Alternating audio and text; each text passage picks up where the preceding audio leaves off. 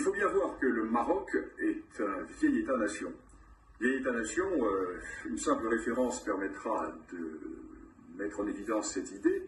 Quand Hugues Capet est élu roi de France en 987, la monarchie marocaine a déjà quasiment 2 siècles d'existence. Donc c'est un vieux royaume, un vieil empire, et ce vieux royaume, ce vieil empire, a été très largement amputé pendant la période coloniale.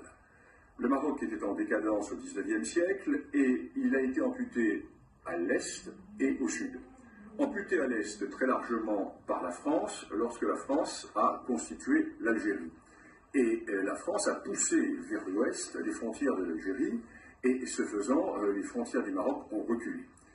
Et le Maroc a été ensuite très largement amputé vers le sud.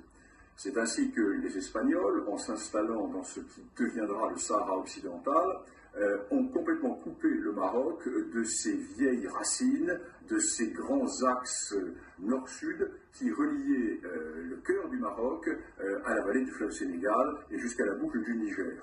En d'autres termes, les racines africaines, d'où sont sorties de très nombreuses dynasties marocaines, ont été coupées à la suite de cette occupation espagnole. Et lorsque l'indépendance du Maroc a été reconnue par la France et par l'Espagne, en 1956, le Maroc s'est retrouvé dans ses frontières coloniales. Un contentieux a éclaté avec l'Algérie, car il faut bien voir que toute une partie de l'Est marocain de l'Est marocain était rattachée à l'Algérie, et jusqu'à la région de Colombéchar. Colombéchar est une localité qui était historiquement marocaine. De même Tindouf. Et restait au Maroc à récupérer toute la partie sud qui était territoire espagnol, Sahara occidental. Les Espagnols hésitaient à donner l'indépendance à la région et les Espagnols ont traîné les pieds. Ce qui fait que le roi du Maroc, Hassan II, s'est tourné vers la Cour internationale de justice et a posé la question suivante, quels étaient les droits historiques du Maroc dans ce Sahara occidental? En effet, les Espagnols voulaient créer la fiction d'une entité sahraoui de façon à créer au sud du Maroc un État totalement artificiel, mais qui, pour survivre, devrait se tourner vers Madrid. Les Espagnols comptaient rester par le biais de cet État fragile, dépendant de l'Espagne.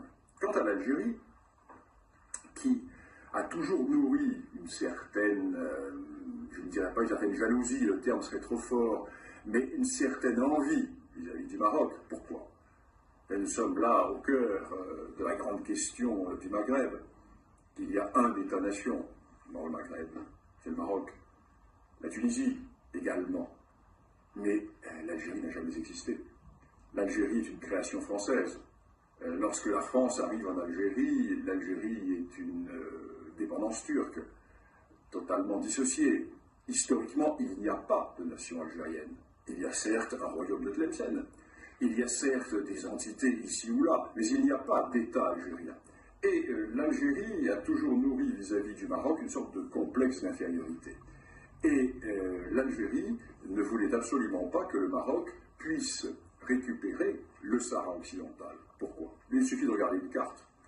L'Algérie est un État accroché au littoral méditerranéen du nord de l'Afrique, avec un énorme appendice qui s'avance vers le sud, à travers le Sahara, appendice totalement artificiellement rattaché à l'Algérie par le général de Gaulle, alors que le Sahara n'a jamais été algérien, puisque l'Algérie n'a jamais existé.